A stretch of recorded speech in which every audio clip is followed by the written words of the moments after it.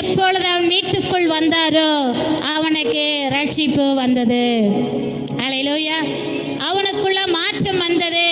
அவனுக்குள்ள ஒரு பாவ உணர்வு வந்தது. அவன் பாவத்திலிருந்து விடுவிக்கப்பட்டான்.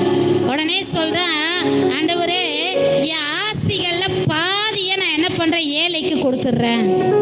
அதே போல நான் யார் யார்த்தெல்லாம் அநியாயமா வாங்கியிருந்தனோ அவங்க கிட்ட நாளத்தனையாய் திரும்ப கொடுத்து விடுகிறேன் என்று சொன்னதோ இயேசு சொல்றாரு, இந்த வீட்டுக்கு ரட்சிப்பு வந்தது. அல்லேலூயா, அல்லேலூயா.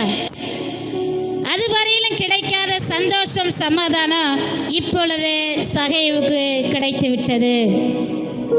இழந்து போன சமாதானம், இழந்து போன சந்தோஷம், இழந்து போன நிம்மதி, இழந்து போன சுகமான வாழ்க்கை, இழந்து போன மரியாதை, கனம் எல்லாம் வந்து விட்டது.